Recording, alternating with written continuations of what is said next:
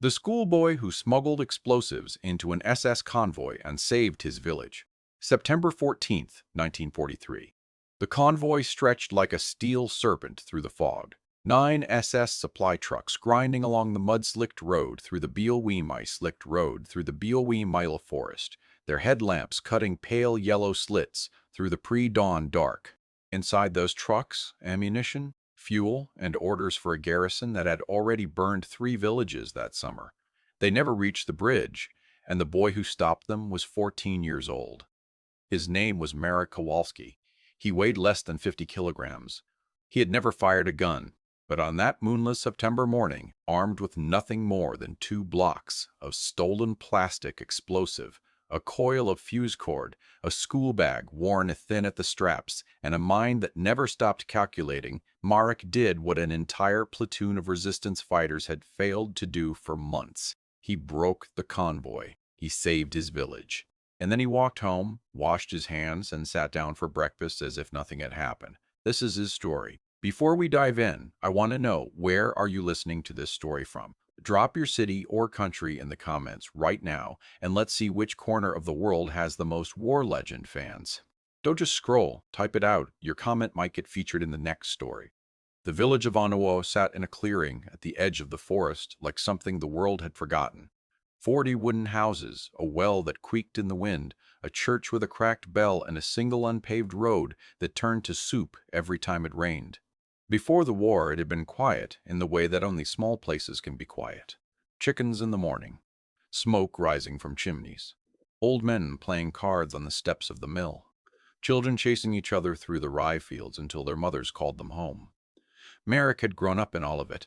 He was the second son of Joseph Kowalski, the village carpenter, a broad, quiet man who could build a cabinet with nothing but a draw knife and patience, and who had raised his 2 boys to be the same, steady, careful, and never loud about what they knew. His mother, Helena, kept a kitchen garden and taught the village children reading and arithmetic in the winter months, when the school in the next town was unreachable by road. It was Helena who had sharpened Marek's mind, not with drills or discipline, but with puzzles. She left him on scraps of paper at breakfast. How many buckets to fill the well? What angle does the shadow fall at noon in October? If a horse travels 12 kilometers in 3 hours, at what time does it reach the mill? Marek ate those puzzles like bread. He was not a large boy, or a particularly bold one. At least, not in the way the other village boys were bold, with their shouting and their dares. His boldness was quieter. He watched things. He noticed which floorboard creaked in the church, which path through the forest came out 3 minutes faster if you took the dry ridge rather than the hollow, which soldiers at the checkpoint drank from their flasks first and checked papers second. He had been noticing since October 1941, when the Germans came to Okawa for the first time. They had not been brutal, that first visit. They had simply taken a list of livestock, a portion of the grain stores, 2 young men for labor detail, one of whom was Marek's older brother, Tomas, 17 years old, taken with a rifle pressed to his back, his boot still unlaced. Tomas had never come back. No letter. No word through the underground. Nothing. Just a silence that sat in the house like a 5th member of the family, taking up space at the table, sleeping in the other bed. Marek had not cried. He had watched his father press his hands flat against the workbench and breathe slowly for a long time. He had watched his mother fold Tomas's spare shirt and put it in the chest at the foot of the bed, smoothing the fabric 3 times before she closed the lid. Then Marek had gone to the forest. He had known the forest since he could walk. The WWII was vast and old, the oldest primary forest in Europe, a cathedral of black oak and hornbeam where wolves still ran, and the trees grew so thick that snowfall didn't reach the ground in winter. Most of the village children stayed near its edges. Marek had gone deeper, year by year, until he knew it the way he knew the lines of his own palms. And in the summer of 1942, the forest had introduced him to Alexander Robel. Robel was 43, a former schoolteacher from Białystok, and he was one of 11 men hiding in a bunker beneath the roots of a fallen beech tree 3 kilometers from the village. They called themselves the Zera Sergi, the Grey Ranks, though they had no formal affiliation with the national underground network of the same name. They were farmers, a postman, a dentist, two brothers who had once owned a sawmill, and Roble, who had fought in 1939 and knew how to build things that went bang. Marek had found them by accident, following a boot print in the mud that was too large and too fresh to belong to an animal. He had stood at the edge of the bunker's camouflaged entrance for a full minute before Roble had appeared from behind a tree with a wood-cutting axe in his hand and the expression of a man who had not expected to see a child. They had stared at each other. "Go home," Roble had said. "I know 22 paths through this forest," Marek had replied. "The Germans don't know any of them." Roble had lowered the axe. That was how it began. Over the following year, Marek became the cell's courier, scout, and though Roble resisted giving him this title for a long time, operative. He carried messages in the hollow of a carved wooden peg that looked like a standard boot repair. He scouted patrol routes and drew maps of remarkable accuracy on scraps of brown paper. He counted vehicles. He timed intervals between checkpoints. He memorized faces. He was 14 years old and he was very good at his job. The Germans, for their part, did not think to watch children carefully. A boy with a school bag walking along the road at 7 in the morning, that was not a threat. That was the background noise of occupation. That was their first mistake. The first operation Marek participated in was small by any measure. But it worked. It was March 1943, a bitter, cold month with frost still hard on the ground. The German garrison at the Crossroads Depot 3 kilometers east of Convoy received a fuel delivery every Tuesday, regular as clockwork. 2 trucks, covered in canvas, escorted by a motorcycle and sidecar with 2 soldiers. They took the same route every time. The main road through the forest, across the stone bridge at the narrow tributary, and into the depot yard before noon. Roble's cell had been watching the route for 6 weeks. They could not attack the convoy directly. 11 men with 4 rifles between them were not equipped for a firefight with armed escorts. But they did not need a firefight. They needed an interruption. The plan was Roble's, though Marek had contributed 2 details that made it work. The first, a drainage ditch that ran beneath the road 60 meters before the bridge. Its culvert blocked with autumn leaves and ice, creating a soft patch in the road surface that had already swallowed a cart axle in February. If a heavy vehicle strayed left of the road's center line at that point, Roble assessed, it would risk sinking to its running boards. The second detail was Marek's observation that the escort motorcycle always fell behind the trucks when the road curved right because the rider took the bend wide. There was a 12-second window, no more, in which the trucks were out of the sidecar rider's sightline. 12 seconds was enough. On a Tuesday night, 4 members of the cell removed the culvert stones entirely and replaced them with a framework of branches laid across the void, then covered it with a thin scraping of frozen soil. It looked solid. It wasn't. When the first fuel truck crossed it the next morning, the road surface held for 3 seconds, then folded. The truck listed hard to the left, its front axle dropping into the cavity, its load of fuel drums shifting with a sound like an avalanche. No one was hurt. No shot was fired. The convoy stopped. Soldiers dismounted and began shouting instructions. The second truck could not pass. The bridge was blocked for 6 hours. It was not a great victory. 6 hours of delay was an inconvenience, not a catastrophe. But Roble had not intended to destroy the convoy. He had intended to observe what the Germans did when surprised on that road, and who made which decision, and how long it took for an officer to arrive from the garrison. Marek watched it all from the tree line, 150 meters away, lying on his stomach in last year's pine needles, with a stub of pencil and a torn piece of brown paper. He counted vehicles. He noted the time the officer arrived, 41 minutes. He sketched the officer's insignia from memory, 3 peps and a bar, an Oberstufenführer. He also noted that the officer, when he arrived, spent more time shouting at his own men than assessing the situation. Marek wrote that down too. It was the kind of detail Roble said mattered most. Through the spring and early summer, the cell used Marek's routes and timing data to conduct 4 more disruptions. A felled tree across the road the night before a patrol, a section of telephone wire brought down, a false marker placed on a forest crossroads that sent a supply vehicle 3 kilometers in the wrong direction. None of these operations were dangerous. None required violence. All of them bought time, caused frustration, and demonstrated to the garrison that the forest around Antoku was unreliable terrain. Then, in August 1943, something changed. A new commander arrived at the garrison, an SS Hauptsturmführer named Kellner. He was not like the Obersturmführer. He did not shout. He was methodical and cold, and within 2 weeks of his arrival, he had reorganized the patrol routes, changed the convoy schedules to irregular intervals, and begun a campaign of reprisals against villages he deemed uncooperative. 2 villages, 12 and 18 kilometers from Antwerp, were subjected to searches and mass detentions. In one, 4 men were taken for questioning and did not return. The word that moved through the underground network was clear. Kellner had received intelligence, possibly from an informant, that the disruptions in the forest were not accidents, and he was narrowing down the source. By early September, the intelligence had reached Roble through the underground post.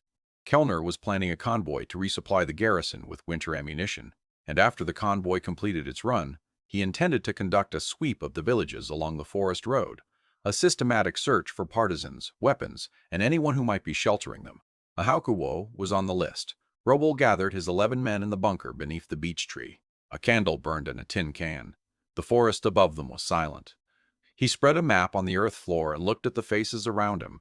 A postman, 2 farmers, a dentist, brothers who had once had a sawmill and now had nothing, and one 14-year-old boy who was sitting very still with his hands folded in his lap. "The convoy takes the forest road," Roble said. 9 trucks. If it gets through, Kellner sweeps the villages. If the convoy doesn't get through, he has a problem. A delayed resupply. A security question. He can't sweep villages and investigate a sabotage at the same time. He has to choose. He paused. "We need to stop the convoy before the bridge." Silence. The postman, Enrique, asked the question everyone was thinking. "We have 4 rifles. They have 9 trucks and however many soldiers." "We won't use the rifles," Roble said. He looked at Marek. Marek looked back at him and did not look away. The plan that Roble and Marek developed over the following 5 days was, in its essentials, straightforward. It was in its execution that it became something close to extraordinary. The convoy would use the forest road. There was no other viable route. The alternate roads were too narrow for 9 loaded trucks and too exposed to the kind of partisan ambush Kellner was presumably also worried about. The forest road was the only option, which meant the convoy would cross the old stone bridge at the Nerew tributary. The bridge was the key. Roble had 2 blocks of British-manufactured plastic explosive, PE, it was called, that had arrived via a supply drop 6 weeks earlier. Waxy, pale yellow, faintly of almonds. Stable, reliable, reliable, andly of almonds. Stable. Enough, correctly placed beneath the bridge's central support arch, to compromise the structure. A compromised bridge would halt 9 fully laden trucks. A halted convoy could not complete its run. A failed run meant Kellner's sweep was postponed, and a postponement, in Roble's estimation, was as good as a cancellation. Winter was coming. The window for a village sweep would close. The problem was placement. The bridge was within sight of the road for 50 meters in both directions. The Germans had been using it regularly since 1941, and while they did not guard it, there weren't enough soldiers for that. They did patrol the road twice daily, morning and late afternoon. The patrol timings had changed since Kellner's arrival. They were no longer predictable. Getting a man under that bridge with enough time to place and wire the charges was, by any reasonable assessment, suicidal. Any man. But a boy on his way to school, with a school bag, who had been seen walking this road since he was 8 years old, who was known by face to 2 of the soldiers at the morning checkpoint. A boy was something else entirely. Marek had proposed it himself. Roble had refused. For 3 days he had refused. He had slept badly. He had gone over every alternative with the methodical grief of a man proving a theorem he does not want proven. Every alternative collapsed. The partisans could not get a man to the bridge undetected. They did not have enough explosive for a remote detonation from the tree line. They did not have a detonator capable of being triggered by the convoy's own weight. What they had was Marek, and a school bag, and a morning checkpoint where the soldiers had seen that face 100 times. On the 4th day, Roble had looked at the boy across the candle flame in the bunker and asked, "Do you understand what happens if they search the bag?" "Yes," Marek had said. "And," Marek had been quiet for a moment, "you said it yourself. If the convoy gets through, they sweep the village. My mother is in that village. My father is in that village." Roble had looked at his hands for a long time. "We wrap the charges in oilcloth," he said finally. We pack them in the middle, under the school books. You walk. You don't stop. You don't hesitate. If they call you over, you complain about your sore feet. We've been doing that since the summer, yes? Merrick nodded. He had, deliberately. The preparation took 2 more days. Robel cut the PE blocks into 4 sections and wrapped each one in oilcloth and waxed paper, making them resemble, at a quick glance, packages of cured sausage, the kind a boy might be bringing to a relative in the next village. The fuse cord was coiled and packed separately, wound into a ball that could be mistaken for string. The detonator, small, brass, fragile, was the one thing Merrick could not explain away, and so it was hidden in the heel of his left boot, pressed into a cavity Robel had carved himself. The trigger mechanism was not electric. It was not a timer. It was simpler and more reliable than either, a burning fuse lit with a single match, set for 12 minutes. 12 minutes was how long it would take, by Merrick's calculation, for a convoy leaving the last forest checkpoint to reach the bridge at standard road speed in autumn mud. Every detail was built on something Marek had observed and measured and written down in pencil on scraps of brown paper over 18 months of careful watching. September 14, 1943, 5:37 in the morning. The forest was black and cold, frost on the pine needles, the smell of wood smoke from the village carried on a wind from the east, a dog barking somewhere far off, then stopping. Merrick stood at the edge of the tree line and looked at the road, empty. The moon had set an hour ago, and the stars gave enough light to see the pale line of dirt stretching left and right through the darkness. He adjusted the school bag on his shoulders. It was heavier than usual. He did not let himself think about what was inside it. He thought instead about angles, about the bridge, about the central arch. He walked. The road was soft underfoot, the mud giving slightly with each step, his footprints clear in the beam of his small torch, which he shielded with his fingers. He moved at the pace of a boy going somewhere unremarkable, steady, not too fast, not too slow. The first checkpoint was 500 meters along the road. 2 soldiers, a wooden barrier, a hut with a lamp burning inside. Merrick had passed this checkpoint conservatively 200 times. One of the soldiers, the younger one, with the bad skin and the heavy Rhineland accent, held up a hand. Merrick stopped and held out his papers. The soldier barely looked at them. "Early today," the soldier said in German. Merrick had enough German for this.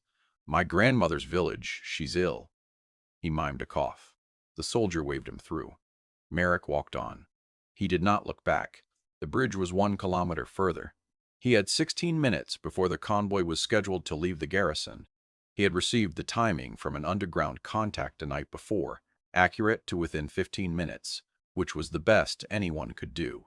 The window was narrow. He had to be under the bridge, charges placed and 300 meters away before the convoy moved.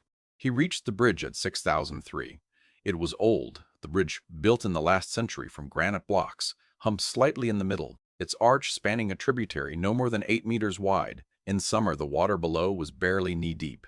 Now, in September, it ran cold and black between its banks, higher with autumn rains. He stopped on the bridge and looked both ways along the road, empty. The forest pressed in on both sides.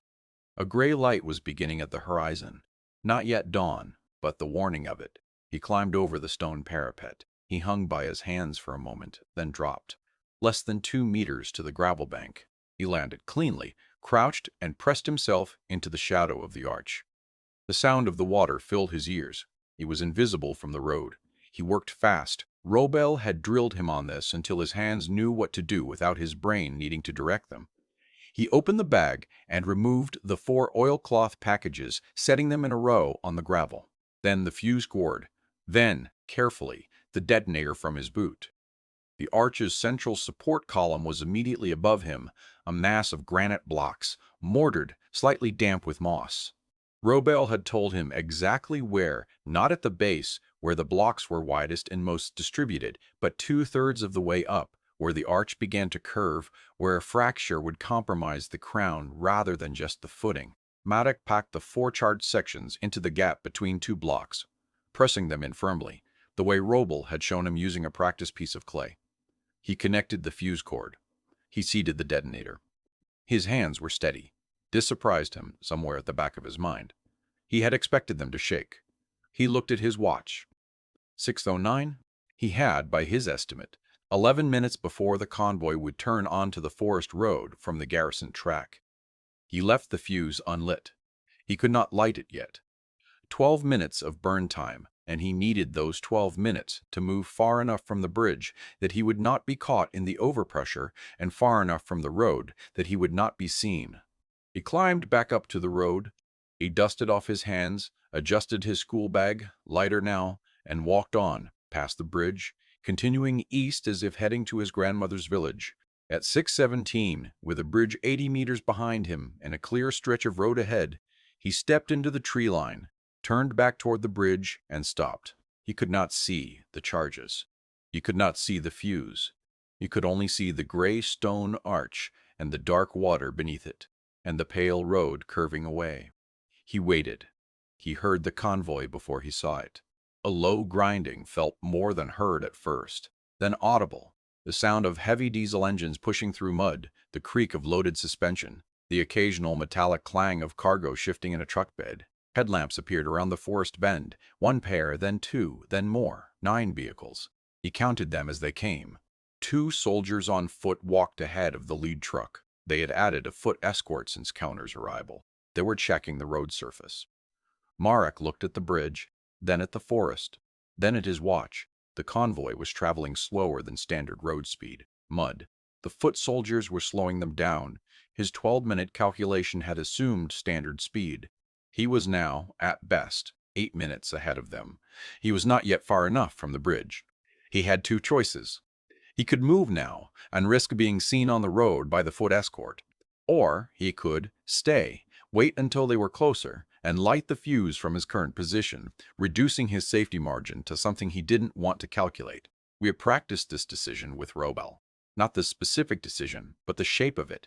The moment when the plan meets reality and something has to give. When that happens, Robel had said, you think about the one thing that doesn't change. Find the one thing that doesn't change. Find the one thing that's still true, and build from there. Marek found it. The foot escorts were watching the road surface. Not the tree line. Their headlamps pointed forward, not sideways. The forest, at this hour, in this light, was a wall of black. He was invisible. He did not move from the tree line. He moved along it, parallel to the road, away from the bridge, quickly but without running, stepping over roots and through undergrowth with the automaticity of years in this forest. He moved 30 meters, then 50, then 80. He stopped. The bridge was now 150 meters behind him. The convoy's headlamps were perhaps 200 meters from the bridge. He turned back, pushed through 2 meters of undergrowth to reach the bridge's sightline, and struck the match. The match caught on the 3rd try. His hands were cold. He touched the flame to the fuse. The fuse caught. It began to burn. A slow, reliable hiss, moving at the rate Robel had calculated, measured, tested. Marek watched it for 2 seconds, long enough to confirm it was burning steadily, and then he turned and moved deeper into the forest. He did not run. Running made noise. He counted seconds in his head. At 7 minutes and 40 seconds, the night turned white. Even from 250 meters, through dense forest, with his back to the bridge, the pressure wave hit him. Not painfully, but physically. A hand shoved against his back, a rushing sound that overtook the forest silence and replaced it with a thunderclap that rolled away through the trees and came back as echo from the far ridge. Then silence. Then the sound of metal grinding, something heavy falling. Voices, very distant, shouting in German. Marek kept walking. He did not stop to look back. The convoy never reached the garrison. What investigators would later piece together, from the reports that circulated through the underground network over the following weeks, was this. The explosion had fractured the crown of the bridge's arch, causing a partial collapse of the central span. The lead truck had partially cleared the bridge before the surface gave way. Its rear wheels dropped into the gap. The remaining 8 vehicles could not pass. 2 of the foot escort soldiers were knocked down by debris but not seriously hurt. The convoy was stopped for 9 hours. Engineers were brought from the garrison. Kellner arrived by motorcycle and toured the scene in the kind of controlled fury that junior officers described afterwards, with visible relief that they had not been standing close to him. Inspection identified the explosive residue, the size of the charge, the placing. These were not, the engineers told Kellner, consistent with a professional partisan operation. The charge was well placed, but minimally sized, and the triggering method was a burning fuse.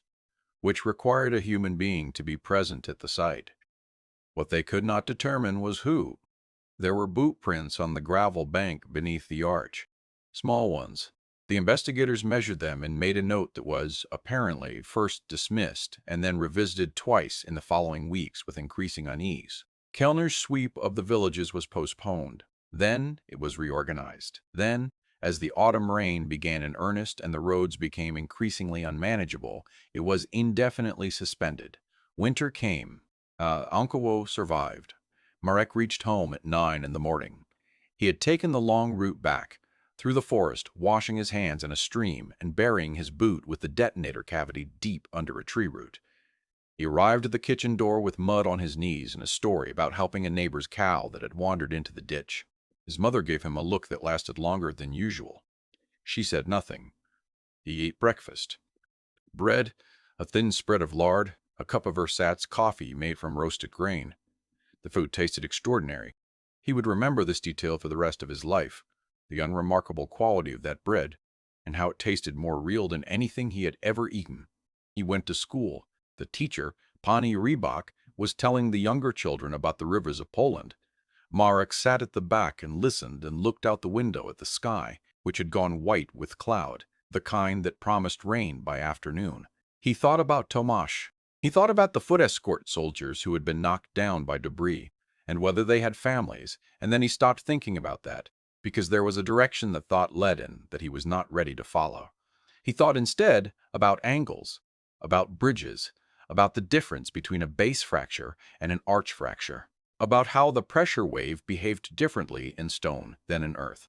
He had questions for Roble. It was Alexander Roble who told Marek that same evening in the bunker what the operation had accomplished, not just the tactical result, the halted convoy, the postponed sweep, but the second-order effect, which Roble understood better than anyone. Kellner now believes this forest is inhabited by something he cannot identify, Roble said. He spoke quietly, as he always did in the bunker, out of habit. He expected partisans, men with rifles, a firing line, an ambush. What he got instead is a ghost, something small, something patient, something that places charges under bridges and disappears without a trace. He paused. That is not just a tactical inconvenience.